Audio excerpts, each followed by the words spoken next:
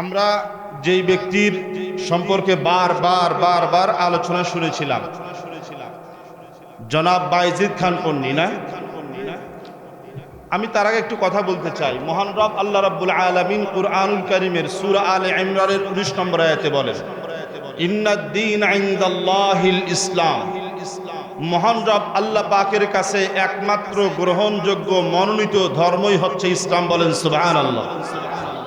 একই সূরার 85 নম্বর আয়াতে মহান রব আল্লাহ তাআলা বলেন, ওয়ামান ইয়াবতাগি গায়রাল ইসলামি দীনান ফালান ইউকবালা মিন ওয়া হুয়া ফিল আখিরাতি মিনাল খাসিরিন। ইসলাম ধর্ম ছাড়া পৃথিবীতে যত ধর্ম আছে, মত পথ মতদর্শ আছে, যদি কোনো ব্যক্তি অন্য কোনো মত পথ মতদর্শকে ইসলাম ছেড়ে দিয়ে অন্য কোনো মত পথ মতদর্শ গ্রহণ করে, আল্লাহ বলছেন ফালান ইউকবালা মিন, তার জীবনের কোনো আমল মহান রব আল্লাহ তাআলার দরবারে কবুল হবে না। ওয়া হুয়া ফিল আখিরাতি মিনাল খাসিরিন, আর তারা কিয়ামত দিবসে ক্ষতিগ্রস্ত বান্দাদের অন্তর্ভুক্ত হবে।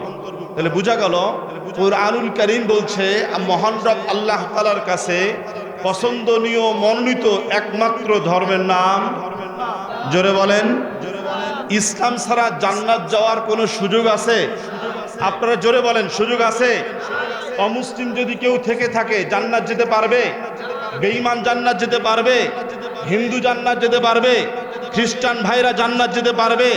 ইহুদিরা জান্নাত যেতে পারবে? পূর্ববর্তী কোনো ধর্ম গ্রহণ করে কেউ কি জান্নাত যেতে পারবে? জান্নাত নামক দৌলতে তারাই প্রবেশ করতে পারবে, তারাই গ্রহণ করবে যাদের ঈমান আছে এবং যারা মুসলমান। বলেন সুবহানাল্লাহ। মুআজ্জাজ উপস্থিতি, ইসলাম ও ঈমান কত দামি জিনিস। ঈমান অত্যন্ত গুরুত্বপূর্ণ জিনিস, অত্যন্ত দামের জিনিস। কেমন দামি? 7 আসমান 7 জমিনকে যদি এক পাল্লায় রাখা হয়, আর আমার আপনার বক্ষের ভিতরে যে কালিমার ঈমান আমরা লালন করি, ঈমান আর কালিমাকে যদি আরেক পাল্লায় দেওয়া হয়, তাহলে কালিমার ঈমানের দাম, কালিমার ঈমানের ওজন কম হবে না বেশি হবে? তাহলে 7 আসমান 7 জমিন এই দুভাইয়ের মাঝে যত স্বর্ণ রূপা টাকা পয়সা বাড়ি গাড়ি দালান কোঠা অট্টালিকা ডলার্স আছে, সবচেয়ে দামি জিনিসের নাম কি? জোরে বলেন কি? ঈমান। ঈমান এত দামি জিনিস, এত দামি জিনিস, এত ঈমান দামি জিনিস যে ঈমান ছাড়া জান্নাত যাওয়া যায়।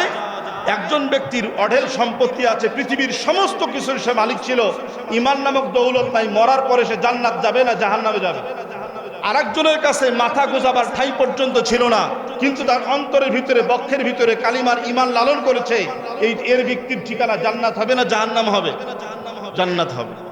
ঈমানে জান্নাত নিয়ে যায়, ঈমান ছাড়া জাহান্নাম যেতে হয়। মুআজ্জাজ উপস্থিতি, পৃথিবীতে 4 জন বাদশা রাজত্ব করেছিল, পুরো পৃথিবী শাসন করেছিল। বাদশা কয়জন? 4 জন। 2 জন মুসলমান ছিলেন, 2 জন কাফের ছিলেন। 2 জন মুসলমান ছিলেন হযরত সুলাইমান আলাইহিস সালাতু ওয়াস সালাম, আরেকজন হযরত জুলকারনাইন বাদশা। 2 জন মুসলমান পুরো পৃথিবীর রাজা ছিলেন।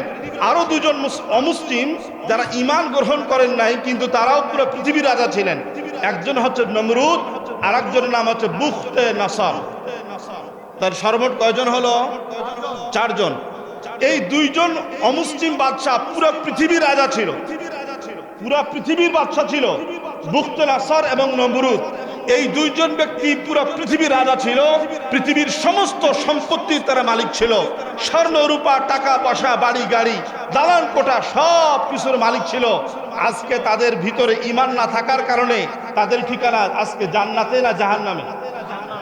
তাহলে ঈমান জান্নাত নিয়ে যায়, ঈমান ছাড়া জান্নাত যাওয়া যায় না। এই ঈমান চুরি করার জন্য যুগে যুগে যুগে যুগে মানুষের দ্বারে দ্বারে আসবে, মুসলমানকে বেঈমান বানাইতে চাবে। এরা কারা? আল্লাহ রাব্বুল আলামিন কুরআনুল কারীমের ভিতরে বলেন, ওয়ালান তারদা আনকাল ইয়াহুদু ওয়ালান নাসারা হাত্তা তাত্তাবিআ মিল্লাতাহুম। আল্লাহ তাআলা মুহাম্মদ রাসূলুল্লাহ সাল্লাল্লাহু আলাইহি ওয়াসাল্লামকে সম্বোধন করে বলে দেন, ও আমার প্রিয় হাবিব শুনে রাখেন, লান তারদা আনকাল ইয়াহুদু ওয়ালান নাসারা হাত্তা তাত্তাবিআ মিল্লাতাহুম। 2 শ্রেণীর কথা তোমাকে বলে গেলাম, এবং তোমার মাধ্যমে কিয়ামত পর্যন্ত আনেওয়ালা বিশ্ব উম্মতে মুসলিমার কাছে বলে গেলাম কি? লান তারদা আনকাল ইয়াহুদু ওয়ালান নাসারা, ইহুদি এবং খ্রিস্টানরা আপনি নবীর উপরে সর্বদা চেষ্টায় থাকবে কিভাবে আপনাকে বেঈমান বানানো যায়। আপনি নবীকে যতক্ষণ পর্যন্ত ইহুদি খ্রিস্টান বানাবে না, ততক্ষণ পর্যন্ত আপনি নবী মুহাম্মদের উপরেও সন্তুষ্ট রাজি হবে না। নবী মুহাম্মদ সাল্লাল্লাহু আলাইহি ওয়াসাল্লামকে তারা ইহুদি খ্রিস্টান বানাইতে চেয়েছিল এবং কিয়ামত পর্যন্ত আনেওয়ালা বিশ্ব উম্মতে মুসলিমার কাছে আল্লাহ তাআলা কোরআনুল কারীমের এই আয়াতের মাধ্যমে একটা মেসেজ দিয়ে দিলেন, তোমাদের খ্রিস্টান আর ইহুদিরা হচ্ছে তোমাদের জীবনের শত্রু, ঈমানের শত্রু, জানের দুশমন, ঈমানের দুশমন। এরা তোমাদেরকে চাইবে ইহুদি আর খ্রিস্টান বানাইতে, ইহুদি আর খ্রিস্টান বানাইতে। আমাদের বাংলাদেশের মুসলমানকে খ্রিস্টান বানার জন্য অপচেষ্টা পায় তারা করছে। আমি দুইটা বই দেখাচ্ছি আপনাদেরকে, আমি লম্বা বই দেখাচ্ছি, এই দেখেন, আত-তরিকু ইলাল জান্নাতি বিনুরিল কোরআন, আরবিতে নাম লেখা, মুসলমানদের মসজিদ মাদ্রাসার লোগো লাগানো। এই বইটার ভিতরে প্রত্যেকটা পৃষ্ঠায় পৃষ্ঠায় কোরআনুল কারীমের আয়াত লেখা, প্রত্যেকটা পৃষ্ঠায় কোরআনের আয়াত লেখা। এই বইটা যদি আপনাদেরকে দেওয়া হয়, আরো একটা বই দেখাচ্ছি, তরিকুল জান্নালিল মুজলিমিন, গুনাহগারদের জন্য বেহেশতে যাওয়ার পথ, প্রথম প্রচ্ছদের উপরে সূরা মায়েদা 119 নম্বর আয়াত। এই বইটিরও প্রত্যেকটা পৃষ্ঠায় পৃষ্ঠায় কোরআনুল কারীমের আয়াত লেখা। আচ্ছা বলেন দেখি, যদি আপনাদের সামনে এই দুইটা বই দেওয়া হয়, আপনারা কি মনে করবেন? আলেম ওলামা হুজুরের লেখা না হিন্দুদের লেখা? কি মনে করবেন আপনারা? অবশ্যই কোনো বড় আলেম মাওলানা, বড় শাইখুল হাদিস মুহতামিম সাহেব, মুফতি সাহেব হুজুরের লেখা মনে করবেন কিনা? অত্যন্ত দুঃখ বেদনার সাথে বলতে বাধ্য হচ্ছি, এটা কোনো মুসলমানের লেখা তো দূরের কথা, এটা কোনো সাধারণ মুসলমানের লেখা নয়, এটা হচ্ছে খ্রিস্টানদের হাতের লেখা বই। চিৎকার দিয়ে বলেন নাউজুবিল্লাহ। বলেন কাদের হাতের লেখা বই? জোরে বলেন, কাদের হাতের লেখা বই? খ্রিস্টানদের হাতের লেখা বই। কোরআনুল কারীমের প্রত্যেকটা পৃষ্ঠায় পৃষ্ঠায় কোরআনের আয়াত উল্লেখ করেছে, কিন্তু সব জায়গায় অর্থ করেছে মন গড়া ভুল, ব্যাখ্যা করেছে মন গড়া আর ভুল ব্যাখ্যা করেছে।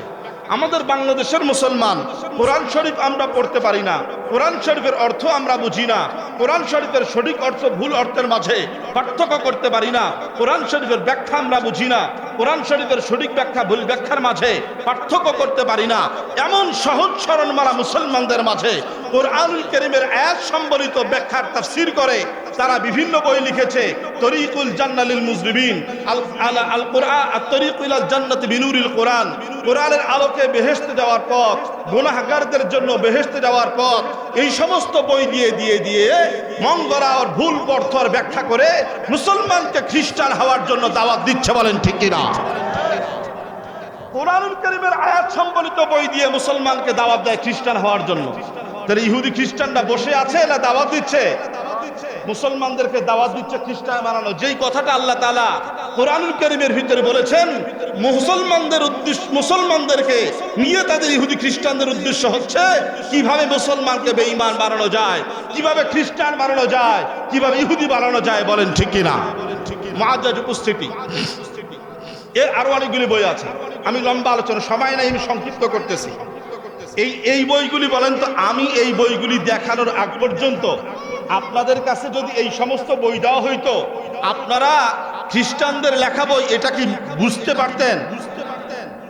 বুঝার কোনো সুযোগ ছিল? সুযোগ ছিল না। খ্রিস্টানরা অপকৌশলে মুসলমানদেরকে দাওয়াত দিয়ে খ্রিস্টান বানাচ্ছে।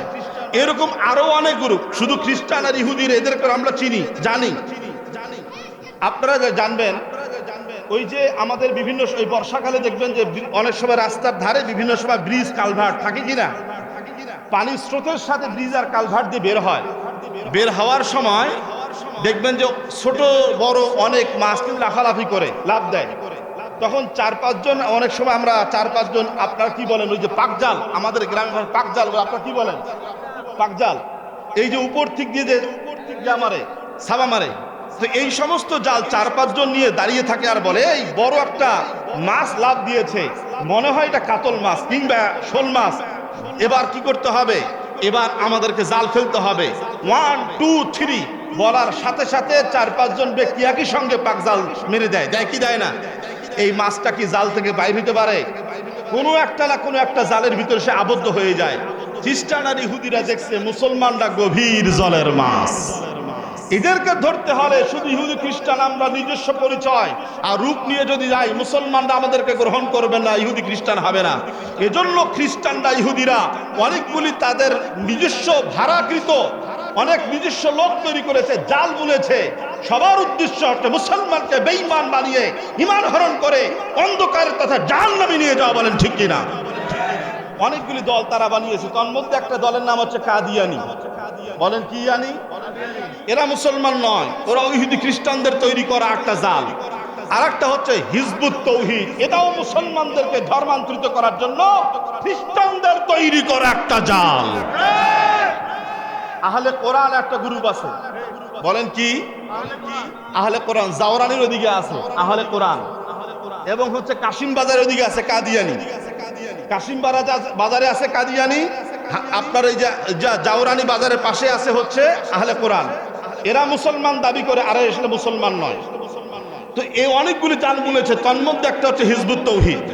হিজবুত তৌহিদের আকীদা বিশ্বাসগুলি কি আমি আপনাদেরকে দেখাচ্ছি। হিজবুত তৌহিদের আকীদা বিশ্বাস আমি লম্বা আলোচনা করব না, আমার পূর্বে যারা বক্তা ছিলেন তারা অত্যন্ত গুরুত্বপূর্ণ আলোচনা করছেন।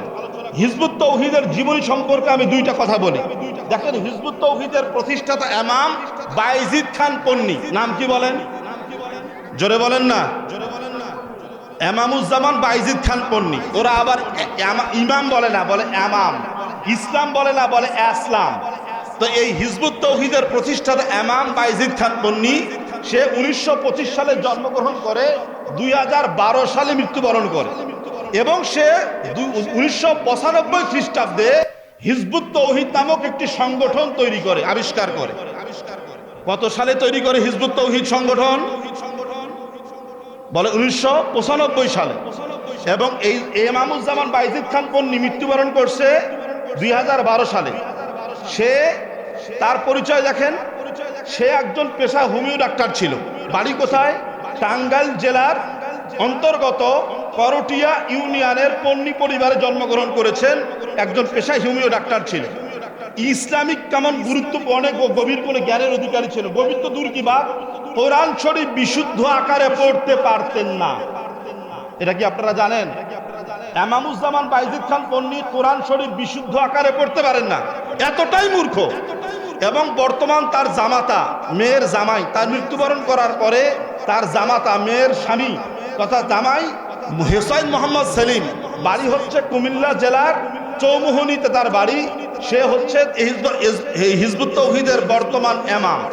এই ইমামুজ্জামান বর্তমান হুসাইন মোহাম্মদ সেলিম, সেও কোরআন শরীফ বিশুদ্ধ আকারে পড়তে পারে না। আপনাদের এলাকায় কোরআন শরীফ বিশুদ্ধ আকারে পড়তে পারে না, এই লোকটাকে যদি মসজিদে দাঁড় করে দেওয়া যায়, এই মসজিদে আসে, আপনারা তাকে ইমামতির জায়গায় বসাইতে দিবেন, বসতে দিবেন, দাঁড় হইতে দিবেন? আরে বলেন না। যে ব্যক্তি কোরআন শরীফ বিশুদ্ধ আকারে পড়তে পারে না, নামাজের ইমামতির যোগ্যতা যার ভিতরে নাই, সে ইসলামের কিভাবে প্রতিনিধিত্ব করতে পারে? কঠিন কালো সম্ভব নয়। সাধারণ মসজিদের ইমামতি আপনি করতে পারেন না, বিশাল বড় ইসলামের আপনি ঝান্ডা নিয়ে সামনে দাঁড়াবেন, ইমামতি করবেন, নেতা করবেন, এটা কি সম্ভব? আরে বলেন, সম্ভাবনা আছে? যে ইসলামের ন্যূনতম সর্বপ্রথম ইসলাম শিক্ষার প্রথম জ্ঞান কোরআন শরীফ বিশুদ্ধ আকারে পড়া, যে এতটুকু জানে না, তাকে আমরা মসজিদের ঝাড়ুদারও নিযুক্ত করতে রাজি না। কি বলেন? যে কোরআন শরীফ বিশুদ্ধ আকারে পড়তে পারে না, আযান ইকামত ঠিক মতো দিতে পারে না, তাকে আপনারা মসজিদের মুয়াজ্জিন রাখবেন? রাখবেননি। তাকে ইমাম হওয়া তো দূরের কথা, মসজিদের ইমামতিও করতে দিবেন না। আরে বেটা, ইমাম কোরআন শুদ্ধ করে আসো আগে, মুআজ্জাজ উপস্থিতি। তো এই হুসাইন মোহাম্মদ সেলিমের যে আগের ইমাম, তার শ্বশুর বায়েজিদ খান পন্নীর অবস্থা কি ছিল? সে হচ্ছে জন্মগ্রহণ 22 বছর বয়সে। কত বছর বয়সে? 22 বছর বয়সে ইংরেজ খেদাও আন্দোলনে, তার নিজের বক্তব্য শোনে, তার নিজের বক্তব্য, ইংরেজ খেদাও আন্দোলনে ন্যাশনাল কংগ্রেস ইংরেজদের বিরুদ্ধে আন্দোলন করছে, 2 নম্বর মুসলিম লীগ আন্দোলন করেছে। তার বক্তব্য হচ্ছে, ছোট আর একটা ক্ষুদ্র দল ছিল তাহরিকে খাকেসার। নাম কি বললাম? জোরে বলেন, কি বললাম? তাহরিকে খাকেসার। একটা তুলনামূলক ছোট্ট একটি দলে অংশগ্রহণ করে ইংরেজ খেদাও আন্দোলনে সে শরীক হয়েছে। এই দলের প্রতিষ্ঠাতা ছিল তথা তাহরিকে খাকে সারের উদ্ভাবক প্রতিষ্ঠাতা ছিল এনায়েতুল্লাহ খান মাশরিকি। বলেন কি নাম? এনায়েতুল্লাহ খান মাশরিকি ছিল এই তাহরিকে খাকে সারের প্রতিষ্ঠাতা। এই তাহরিকে খাকে সারের প্রতিষ্ঠাতা ইমামের তত্ত্বাবধানে বাইজিদ খান পন্নী সাহেব কি করছেন? ইংরেজ খেদাও আন্দোলনে শরীক হয়েছিলেন। পরবর্তীতে এই পরিমাণ সে কার্যক্রম করেছে যে বাংলার তাকে কমান্ডার হিসাবে তাহরিকে খাকে সার নিযুক্ত করেন স্বয়ং এনায়েতুল্লাহ খান মাশরিকি সাহেব। পরবর্তীতে যখন আন্দোলন আরো ভালো সুন্দর করতে পারছিল, তার বক্তব্য অনুযায়ী পারফরমেন্স ভালো করতেছিল, তখন পরবর্তীতে সালারে খাস হিন্দ এই সংগঠনের এটার 96 জন কর্ণধার ছিল, মূল দায়িত্ব ছিল, বড় বড় কমান্ডার ছিল। এই বড় বড় কমান্ডারের ভিতরে একজন ছিল বায়েজিদ খান পন্নী সাহেব। তার বক্তব্য অনুযায়ী মহাসত্যের আহ্বান 20 নম্বর পৃষ্ঠা এবং আল্লাহর মুআজিজা হিজবুত তাওহীদের বিজয় ঘোষণা 93 নম্বর পৃষ্ঠায় বিস্তারিত লেখা আছে। সেই এনায়েতুল্লাহ খান মাশরিকির অবস্থা কি ছিল? এনায়েতুল্লাহ খান মাশরিকির বক্তব্য যাহা দিয়েছিল, কোরআন মানতে হবে, রসুলের হাদিস নাকি মানা যাবে না। বলেন নাউজুবিল্লাহ। এই ধরনের উদ্ভট ইসলামের বাহিরে কুফরি বক্তব্য দেওয়ার কারণে তৎকালীন সময়ের উলামায়ে কেরাম এনায়েতুল্লাহ খান মাশরিকি কাফের হওয়ার ব্যাপারে সমস্ত উলামায়ে কেরাম একমত ছিলেন। বলেন ঠিক কিনা? তো সে বর্তমানে ইমাম দাবি করতেছে, সে ইমামুজ্জামান হইতেছে, কিন্তু সে বলতেছে আমার কাছে আল্লাহ তাআলা নতুন করে আমাকে নিযুক্ত করছেন। মূলত তাকে আল্লাহ নিযুক্ত করেন নাই, বরং তৎকালীন সময়ে ইংরেজ খেদাও আন্দোলনের এনায়েতুল্লাহ মাশরিকি যিনি তাহরিকে খাকে সারের প্রতিষ্ঠাতা ছিল, সেই তাহরিকি খাকে সারের প্রতিষ্ঠাতা এনায়েতুল্লাহ মাশরিকির কুফরি বক্তব্যগুলি বর্তমানে হিজবুত তাওহীদের প্রতিষ্ঠাতা ইমাম বাইজিদ খান পন্নী এবং তার জামাতা বর্তমান ইমাম হুসাইন মোহাম্মদ সেলিম দিয়ে যায়। সুতরাং এরা আল্লাহর মনোনীত নয়, এরা বরং এনায়েতুল্লাহ খান মাশরিকির মনোনীত। বলেন ঠিক কিনা? এরা আল্লাহর মনোনীত নয়, ওনার মনোনীত। ওনার কুফরি বক্তব্যগুলি তারা দিয়ে বেড়ায়। কি কি কুফরি বক্তব্য দেয়? আমার এখানে বই আছে, আমার এখানে এই লিফলেট আছে, ইনশাআল্লাহ এই লিফলেটটা প্রত্যেককে দেওয়া হবে। হিজবুত তাওহীদ বনাম ইসলাম, ইসলাম হিজবুত তাওহীদ নয়, হিজবুত তাওহীদ কখনো ইসলাম নয়। জোরে বলেন। হিজবুত তাওহীদ ইসলাম নয়, ইসলাম হিজবুত তাওহীদ নয়। হিজবুত তাওহীদ কুফরি একটি সংগঠন, হিজবুত তাওহীদের সাথে ইসলামের কোনো সম্পর্ক নাই। বলেন ঠিক কিনা? কেন সম্পর্ক নাই? একটা বক্তব্য দেখেন, তার বক্তব্য। সুতরাং মানুষের ব্যক্তিগত ধর্ম পরিবর্তন করা ইসলামের উদ্দেশ্য নয়। ইসলামের মূল উদ্দেশ্য সামষ্টিক জীবনে ন্যায়, সুবিচার, শান্তি প্রতিষ্ঠা করা। বলে নাউজুবিল্লাহ। মানুষের নাকি ধর্ম পরিবর্তন করা ইসলামের উদ্দেশ্য নয়। তার মানে একজন ব্যক্তি হিন্দু হোক, বৌদ্ধ হোক, খ্রিস্টান হোক, সে যদি হিজবুত তাওহীদ করে সে জান্নাতি। বলে নাউজুবিল্লাহ। হিজবুত তাওহীদের ভিডিও ক্লিপ আছে, পাশাপাশি এখানে আমি বই পড়ে শোনাচ্ছি। আসুন সিস্টেমটাকেই পাল্টাই। আমার এখানে বই আছে, আসুন সিস্টেমটাকেই পাল্টাই। এই বইটার ভিতরে এই বক্তব্যটি আছে, 18 নম্বর পৃষ্ঠা। এই যে দেখেন 18 নম্বর পৃষ্ঠা, আসুন সিস্টেমটাকেই পাল্টাই বই। 18 নম্বর পৃষ্ঠায় সুস্পষ্ট হয়ে বলা হয়েছে, মানুষের ব্যক্তিগত ধর্ম পরিবর্তন করা ইসলামের উদ্দেশ্য নয়। ইসলামের মূল উদ্দেশ্য সামষ্টিক জীবনে ন্যায়, সুবিচার, শান্তি প্রতিষ্ঠা করা। বলে নাউজুবিল্লাহ। ইসলামের উদ্দেশ্য ইসলাম গ্রহণ করা নয়।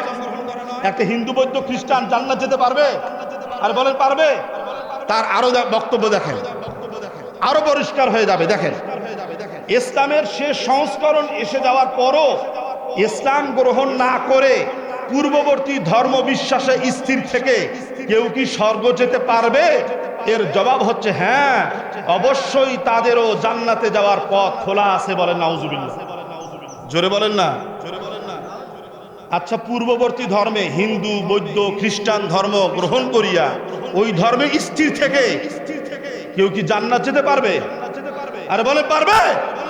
কোরআনুল কারীমের সঙ্গে সাংঘর্ষিক বক্তব্য কিনা? কোরআন বলছে ইন্না দীন ইনদাল্লাহিল ইসলাম, জান্নাত পেতে হলে মুসলমান হওয়া লাগবে। হিজবুত তাওহীদ বলে জান্নাত পাওয়ার জন্য ইসলাম গ্রহণের দরকার নাই। পূর্ববর্তী হিন্দু বৌদ্ধ খ্রিস্টান ধর্মের স্থির থেকে যে কেউ জান্নাত যেতে পারবে। কোরআনের বক্তব্য একটা, হিজবুত তাওহীদের বক্তব্য একটা। কোরআন সঠিক হলে হিজবুত তাওহীদ ভুল, কোরআন যদি সঠিক হয়ে থাকে হিজবুত তাওহীদের কুফরি বক্তব্য বলেন, ঠিক কিনা? মুআজ্জাজ উপস্থিতি কোথায় আছে? দৈনিক দেশের পত্র সাপ্তাহিক সংকলন 24তম সংখ্যা 25 নম্বর পৃষ্ঠার ভিতরে বক্তব্যটি লেখা আছে। পরিপূর্ণ স্পষ্ট বক্তব্য। আমরা এখানে কোনো বানানো বক্তব্য বলছি না। মুআজ্জাজ উপস্থিতি, শুধু তাই নয়, সে কি বলছে? বহু সাহাবায়ে ইকরামকে কাফের আখ্যা দিয়েছে, বলে নাউজুবিল্লাহ। শুধু সাহাবা নয়, তাবেঈন, তাবে তাবেঈন, আজ পর্যন্ত পৃথিবীতে যত মুসলমান আছে সমস্ত মুসলমানকে তারা কাফের বলেছে, বলেন নাউজুবিল্লাহি মিন যালিক। কিভাবে বলেছে দেখেন।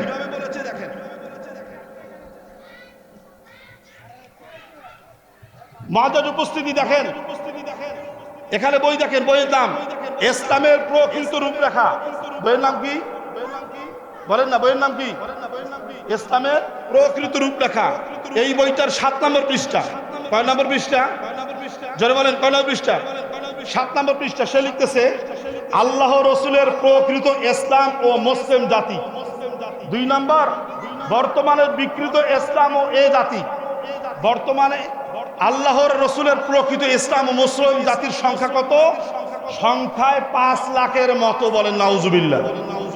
পৃথিবীতে নাকি মাত্র 5 লাখ মানুষ মুসলমান, আর বাকি সংখ্যায় 120 কোটি মুসলমান, এরা সবাই নাকি কাফের, বলেন নাউজুবিল্লাহ।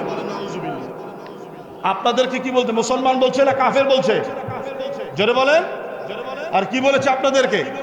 কাফের বলেছে। আমার বই নয়, তাদের লেখা বই, ইসলামের প্রকৃত রূপরেখা। শুধু তাই নয়, আরো বক্তব্য আছে। ইসলাম শুধু নাম থাকবে, ইসলাম শুধু নাম থাকবে। এই বইটার 9 নম্বর পৃষ্ঠায়, এই বইটার 9 নম্বর পৃষ্ঠায় কি লিখতেছে? বর্তমানে আমরা যে ধর্মটিকে দেখছি, যেটাকে ধর্মপ্রাণ মানুষ অতি যত্ন সহকারে পালন করার চেষ্টা করছেন, যে ইসলামটাকে সর্বত্র স্কুল, কলেজ, মাদ্রাসায় ও পীরের খানকায় শেখানো হচ্ছে, সেটা প্রকৃত ইসলাম নয়, বলে নাউজুবিল্লাহ। স্কুলে যে ইসলাম শেখানো হয় এটা নাকি ইসলাম নয়। মাদ্রাসায়, পীরের খানকায়, মসজিদে যে ইসলাম শেখানো হয় এটা নাকি ইসলাম নয়, বলে নাউজুবিল্লাহ। তাহলে আপনাদের যে ইসলাম এতদিন ধরে জীবনযাপন করছেন, পালন করছেন, এদেরকে মুসলমান বলতেছে না কাফের বলতেছে? আর জোরে বলেন না, কাফের বলতেছে। মুআজ্জাজ উপস্থিতি, আরো এরকম অনেকগুলি বক্তব্য আছে। শুধু তাই নয়, সাহাবায়ে সে বলতেছে রাসূলুল্লাহ সাল্লাল্লাহু আলাইহি ওয়াসাল্লামের 60 থেকে 70 হিজরির পর থেকে নিয়ে পৃথিবীতে যত সাহাবায়ে ইকরাম জীবিত ছিলেন, তাবেঈন ছিলেন, তাবে তাবেঈন ছিলেন, বর্তমান আইম্মায়ে মুজতাহিদিন ছিলেন, সালফে সালিহিন ছিলেন, আকাবিরে দ্বীন ছিলেন, বর্তমানের পৃথিবীতে যত মানুষ আছে এ যাবৎকাল পর্যন্ত সবাই নাকি কাফের আর মুশরিক, বলেন নাউজুবিল্লাহ। আচ্ছা বলেন, এভাবে গণহারে আপনাদের মুসলমানদেরকে কাফের যারা আখ্যা দিচ্ছে, তারা কি আসলেই মুসলমান হইতে পারে? আমরা এই সময় আপনাদের কাছে একটা লিফলেট দিয়ে দিব ইনশাআল্লাহ। এই লিফলেটটা আপনারা বাড়িতে ভালো করে পড়বেন। মনে রাখবেন, অনেকেই বলতে পারে হয়তো কোনো কাটছাট এখানে লেখার উল্লেখ করা হয়েছে, কাট করে লেখা হইতে পারে, আগের অংশ কারোর অংশ বাদ দিয়ে মধ্যখানে অংশ তুলে ধরা হয়েছে, এই কথা বলতে পারে কেউ। তবে এটা গ্যারান্টির সাথে চ্যালেঞ্জ করে বলে যায়, এই লেখার ভিতরে এই বই যতগুলি আছে হিজবুত তাওহীদের বই, এখানে বই থেকে এখানে উদ্ধৃতি নেওয়া হয়েছে। এ বইয়ের শুরু থেকে যদি শেষ পর্যন্ত পড়া হয়, তার যে কুফরি বক্তব্যগুলি এখানে উল্লেখ করা হয়েছে, ওই বক্তব্যগুলি কখন 19-20 পাওয়া যাবে না। যাহা তার বই আছে সেটাই এখানে হুবহু তুলে ধরা হয়েছে, বলেন ঠিক কিনা? এজন্য আপনাদের সামনে এখন আমরা লিফলেটটা তুলে ধরতেছি, আপনাদেরকে দেওয়া হচ্ছে।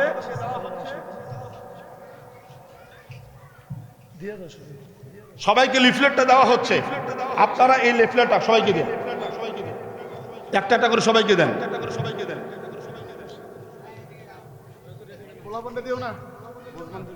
সবাইকে ওইদিকে দিয়ে দেন, ভাগাই দিয়ে দেন।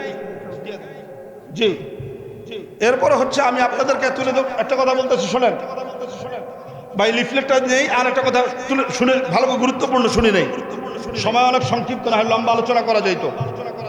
এখন একটা গুরুত্বপূর্ণ কথা হচ্ছে, হিজবুত তৌহিদরা আমাকে আপনাদেরকে যেটা বলে, ওলামা ইকরামদেরকে বলে, হুজুররা নাকি ধর্ম ব্যবসায়ী। নাউজুবিল্লাহ বলেন। হুজুরদেরকে কি বলে? আর জোরে বলেন না, হুজুরদেরকে কি বলে? ধর্ম ব্যবসায়ী। আচ্ছা বলেন, ধর্ম যাদের কাছে আছে তারাই ব্যবসা কাছে করে, যাদের কাছে ধর্মই নাই সে কি ব্যবসা করবে? বলেন ঠিক কিনা? যার কাছে ধর্মই নাই সে কিসের ব্যবসা করবে? যার কাছে মাল আছে সে মালের ব্যবসা করে, যার কাছে মুদি দোকান আছে সে মুদি দোকানের ব্যবসা করে, যার কাছে কাঁচা মাল আছে কাঁচা মালের ব্যবসা করে, যার কাছে কিছুই নাই সে কিসের ব্যবসা করবে? বুঝেন নাই? যদি সেই কথা বলতে চায় ধর্ম ব্যবসায়ী, আমরাই কথা বলবো, তোমার কাছে নাই তো কিছু, কিসের ব্যবসা করবা? আমাদের কাছে ধর্ম আছে, এই জন্য আমরা ধর্ম ব্যবসা করি। ভাই কথা কি বুঝে আসছে? দ্বিতীয় নম্বর যে কথাটা বলতে চায় খুব গুরুত্বপূর্ণ। ধর্ম ব্যবসায়ী কি জন্য তোমরা বলো? ওরা বলতে চায় এরা মুসলমানদের কাছে টাকা তুলে নেয়, এজন্য ধর্ম ব্যবসায়ী। হিজবুত তৌহিদরাও কিন্তু ওদের কর্মীর কাছ থেকে টাকা তুলে নেয়। জানেন কি জানেন না আপনারা? তো যদি মুসলমানদের কাছ থেকে টাকা তোলা, যদি তো তোলাই যদি ধর্ম ব্যবসা হয়, তো হিজবুত তৌহিদও ধর্ম ব্যবসায়ী। বলেন ঠিক কিনা? এরাও ওদের কর্মীর কাছ থেকে টাকা তোলে, রসিদ দিয়ে দিয়ে টাকা তোলে। দুই নম্বর, এদের যে বিভিন্ন প্রোগ্রাম হয়, এই প্রোগ্রামগুলি এমনি এমনি হয় না, টাকার বিনিময়ে হয়। জোরে বলেন না, টাকার বিনিময় হয়। তো টাকার বিনিময় হয়, যে ওয়াজ করে আলোচনা করে তাকেও টাকা দেওয়া হয়, এখানে যে প্রোগ্রামের সামানা কিনা নেওয়া হয়, ভাড়া করা হয়, এগুলো টাকা দেওয়া হয়। যদি তোমাদেরটা অন্যায় হয়, তোমাদেরটা যদি ন্যায় হয়, তা আমাদের সুন্দর সুন্দর দিনই প্রোগ্রাম করার পরে যারা আলোচনা করবেন ওদের গাড়ি ভাড়া দেওয়া অন্যায় হবে কেন? কথা বোঝেন নাই? দ্বিতীয় নম্বর কথা, ইমামতি করে টাকা নেওয়া যাবে না। যদি এটা বলতে চান তাহলে এবার বলেন, অনেকের বক্তব্য ইমামতি করে টাকা নেওয়া যাবে না, ইমামতি করে টাকা নিলে নাকি ধর্ম ব্যবসায়ী হবে। ভাই শোনেন, বর্তমান যে মসজিদ মাদ্রাসা ইমাম সাহেবের টাকা দেওয়া হয়, মাদ্রাসায় শিক্ষকদের যে টাকা দেওয়া হয়, এই টাকাটা কেন দেওয়া হয়? আজকে থেকে এই 150-200 বছর আগেও কোনো ইমাম সাহেবকে টাকা দেওয়া হইতো না, কোন ইমাম সাহেবকে টাকা দেওয়া হইতো না। যখন ইসলামিক খেলাফত ছিল, ইসলামী শাসন ব্যবস্থা ছিল, প্রত্যেকটা মসজিদের ইমাম সাহেবদের জন্য, মাদ্রাসার শিক্ষকদের জন্য খেলাফত শাসন ব্যবস্থা থেকে, ইসলামিক শাসন ব্যবস্থা থেকে প্রত্যেকের জন্য বেতন নির্ধারণ করা ছিল। কোনো টাকা কাউকে দেওয়া লাগে নাই, কালেকশন করা লাগে নাই। দ্বিতীয় নম্বর, পরবর্তীতে মুসলমানরা মসজিদের নামে এই পরিমাণ জমি দান করছে, জমি লিখে দিয়েছে। এক একটা মসজিদের 500, 700, 1000, 2000 বিঘা জমি ছিল। মসজিদগুলি নিজে স্বনির্ভর ছিল, টাকা ছিল, প্রত্যেক মাসে লক্ষ লক্ষ টাকা ইনকাম হইতো, কোনোদিন টাকা কালেকশন করা লাগে নাই।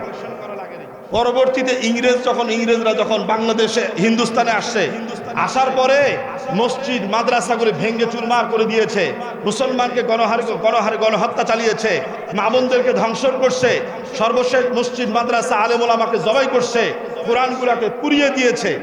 এই অবস্থা দিয়েছে কেন? ইসলামকে ধ্বংস করে দেওয়ার জন্য, ইসলাম শিক্ষাকে ধ্বংস করে দেওয়ার জন্য মাদ্রাসাগুলোকে বিলুপ্ত করে দেওয়া হয়েছে। মসজিদ মাদ্রাসাগুলোকে আস্তাবল বানিয়েছে, ঘোড়া রাখার জায়গা বানিয়েছে, সমস্ত মসজিদ মাদ্রাসার সম্পত্তিগুলি বাজেয়াপ্ত করছে। পরে দেখা গেল যে মসজিদ মাদ্রাসাগুলি বন্ধ হয়ে যাচ্ছে, আলেম ওলামা নাই, ইসলাম শিক্ষা দীক্ষা বন্ধ হয়ে গিয়েছে, নতুন করে মুসলমান নাই, মানুষ জানাজা নামাজ পড়াইতে পারে না, কোরআন শিখতে পারে না, এরা তো কয়েকদিন পরে ইসলাম এমনি মিটে যাবে। পরবর্তীতে ওলামা ইকরাম সিদ্ধান্ত নেয় যে যেহেতু নামাজ পড়া দায়িত্ব আমাদের না আপনার, আরে বলেন, নামাজ প্রত্যেকেরই পড়া দায়িত্ব আছে না নাই? প্রত্যেকের নামাজ পড়া দায়িত্ব আছে।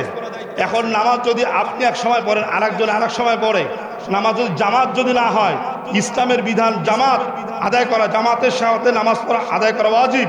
এই ওয়াজিব আদায় হবে না, আদায় হবে না, ওয়াজিব আদায় যদি না হয় গুনাহে কবিরা হবে।